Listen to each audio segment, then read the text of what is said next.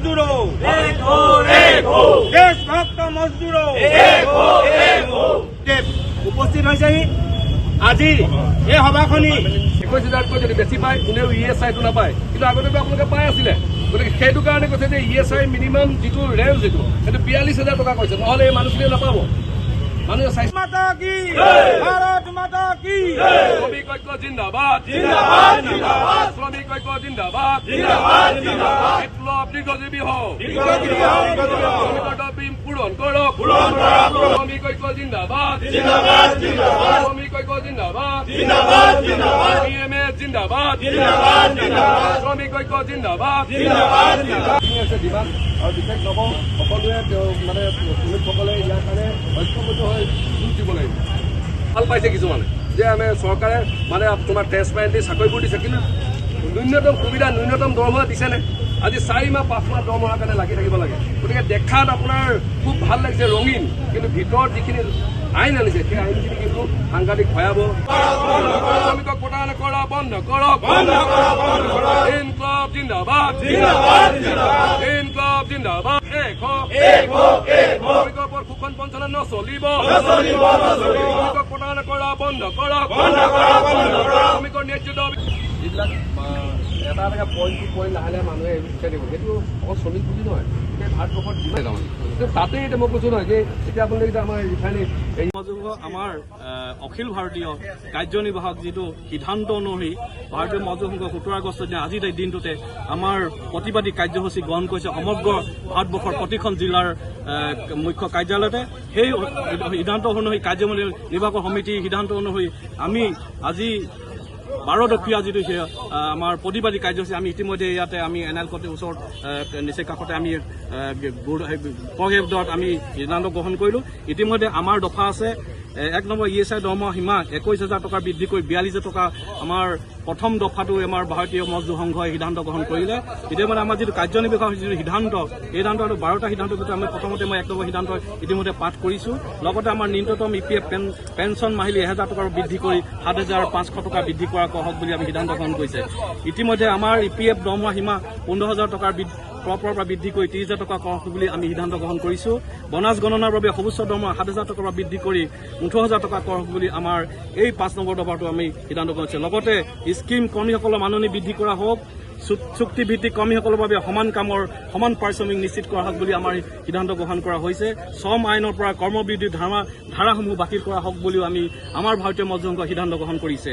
লগতে 5 দিনীয়া যিটো ৱৰ্কিং সপ্তাহ কাৰ্যকৰী হওক বুলি মানে আমাৰ মজদুৰ সংঘই আমাৰ যিখিনি মজদুৰৰ কাৰণে যিখিনি উদ্যোগত যিখিনি কাম কৰা হওক প্ৰত্যেকটো আমাৰ শ্ৰমিকৰ মজদুৰৰ কাৰণে 5 দিনীয়া সপ্তাহৰ 5 দিনীয়া কাম দিনীয়া কৰিবৰ কাৰণে আমাৰ সিদ্ধান্ত গ্ৰহণ কৰিছে।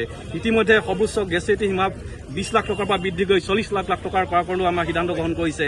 ৰাষ্ট্ৰীয় ন্যূনতম দৰমহা মাহিলী 30,000 টকা নিৰ্ধাৰণ কৰা হওক বুলি আমাৰ এই ভাৰতীয় মজদুৰ সংঘই কাৰ্যনিৰ্বাহকত সিদ্ধান্ত কৰিলে। সদৌ শেষত আমাৰ LIC অফ ইণ্ডিয়া ইউনিয়ন বিষয়া ডেভেলপমেণ্ট অফিচাৰ চাকৰি সুৰক্ষা নিশ্চিত কৰা হওক বুলি আমাৰ টাৰ্মিনেশ্যন আৰু ডিক্ৰিমেণ্ট বন্ধ কৰা হওক বুলি আমাৰ এই 12 দফীয়া ভাৰতীয় মজদুৰ সংঘৰ অখিল ভাৰতীয় কাৰ্যনিৰ্বাহকত এই সিদ্ধান্ত গ্ৰহণ কৰিলে। লগত কোনে সহযোগ কৰিছে আপোনাক? ইয়াতে আমাৰ সহযোগ কৰিছে আমাৰ নুমলীগড় শোধনাগাৰ employees union, Numaligarh refinery construction worker union, লগতে আমাৰ গোলাঘাট জিলা সমিতিৰ তৰফৰ আমি আজি এই কাৰ্যসূচী আমি প্ৰতিবাদ কাৰ্যসূচী গ্ৰহণ কৰিলোঁ। প্ৰতিবাদটো কৰিছে যিহেতু NL মুখ্য দ্বাৰত কিহৰ কাৰণে কৰিলে এই প্ৰতিবাদটো? এই প্ৰতিবাদ আচলতে মেইন কাৰণটো হৈছে যে আমাৰ যিসকল ভাৰতবৰ্ষত যিখিনি খাতিখোৱা শ্ৰমিক আছে, কৰ্মজীৱী মানুহ আছে, সেই সকলো মানুহৰে যিটো দীৰ্ঘদিনীয়া যিবিলাক দাবী আছে সেই দাবীবিলাক কিন্তু প্ৰতিখন চৰকাৰ আহি আছে গৈ আছে, কিন্তু কোনেও সমাধান কৰিব বিচৰা নাই বা সমাধান কৰিবলৈ তেওঁলোকৰ মন আছে নাই সেইটো আমি নাজানো। কিন্তু শ্ৰমিক সংগঠনে নিজৰ দায়িত্ব নিজৰ প্ৰাপ্তিৰ বাবে আন্দোলন কৰি থাকিবই লাগিব। এতিয়া সেইটো কাৰণে হৈছে আমাৰ যিখিনি মেইন দাবী হৈছে, প্ৰথমতে হৈছে যে ভাৰতবৰ্ষৰ 85% কৰ্মজীৱী লোক এতিয়া সদায় কণ্ট্ৰেকচুৱেলত আছে, ঠিকা শ্ৰমিক, আৰু মাত্ৰ 15%হে যিখিনি স্থায়ী শ্ৰমিক আছে। গতিকে প্ৰথমটো হৈছে যে যিসকল দীৰ্ঘদিনীয়া আপোনাৰ ঠিকা শ্ৰমিক আছে তেওঁলোকক ফেজ ৱাইজ তেওঁলোকক পাৰ্মানেণ্ট কৰিব লাগে, স্থায়ী শ্ৰমিক নিযুক্তি বুলি, সেইটো ডাঙৰ কথা। লগতে আমি পাব্লিক ছেক্টৰ এমপ্লয়ী নেশ্যনেল কনফেডাৰেশ্যনৰ এজন আমি ৰাষ্ট্ৰীয় সম্পাদক হিচাপে আমি এইটো এটা ডিমাণ্ড আছে যে পাব্লিক ছেক্টৰবিলাকত যিবোৰ আমাৰ ৰাজহুৱা উদ্যোগ আছে তাত লাহে লাহে দেখিছোঁ গভৰ্ণমেণ্টে বিভিন্ন চল চতুৰি কৰি তাত মানে স্থায়ী শ্ৰমিকৰ সংখ্যা কমাই আনিব বিচাৰিছে। গতিকে প্ৰথমতে কৈছে যে যিখিনি বেকলগ পূৰণ আছে, বেকলগ খালী আছে, যিখিনি পদ খালী হৈছে, মানুহৰ ৰিটায়াৰমেণ্ট হৈছে, কোনোবা ডিমাইজ হৈছে, মৃত্যুবৰণ কৰিছে, সেই সকলোবিলাক খালী আপোনাৰ যিবোৰ পোষ্ট আছে সেইবিলাক পূৰণ কৰিব লাগে। লগতে নতুনকৈ স্থায়ী শ্ৰমিক নিযুক্তি দিব লাগে, সেইটো এটা মেইন বস্তু। লগতে শ্ৰমিকসকলৰ যিহেতু আগতে এমপ্লয়ী ষ্টেট ইঞ্চুৰেঞ্চ যিটো পায়, তেওঁলোকে স্বাস্থ্য বীমা পাইছিলে ESI, আগতে 21,000 মাহিলী দৰমহা পোৱালৈকে সেইটো প্ৰযোজ্য আছিলে। কিন্তু লাহে লাহে এতিয়া কি কৰিলে চৰকাৰে 21,000তকৈ ওপৰত যিসকল শ্ৰমিকে দৰমহা পায় তেওঁলোকক সেই বীমাটো কৰ্তন কৰিছে। গতিকে পুনৰ সেইটো 42,000 টকা যিসকলে পাৰিশ্ৰমিক পায়, সেই 42,000 পোৱা শ্ৰমিকসকলেও যাতে ESI পুনৰ বাহাল ৰাখে। আৰু যিটো প্ৰভিডেণ্ট ফাণ্ডৰ যিটো আমাৰ পেঞ্চন আছিলে ন্যূনতম 7,500 টকাৰ পৰা তাক দুগুণ বৃদ্ধি কৰি 15,000 টকালৈ বৃদ্ধি কৰিব কোৱা হৈছে। গ্ৰেচুইটি 20 লাখৰ পৰা 40,000 কৰিবলৈ কোৱা হৈছে। আৰু বেংক কৰ্মচাৰীসকলক 5 দিনীয়া যাতে তেওঁলোকৰ ডিউটি হয় সেইটোৰ কাৰণেও এটা ডিমাণ্ড দিয়া হৈছে। আৰু তেনেধৰণৰ বহু ডিমাণ্ড আছে।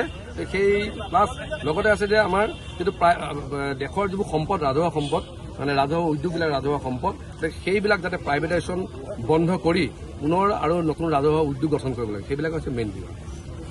যিকোনো খবৰৰ বাবে যোগাযোগ কৰক 9181 307 221 আমাৰ এই নম্বৰত।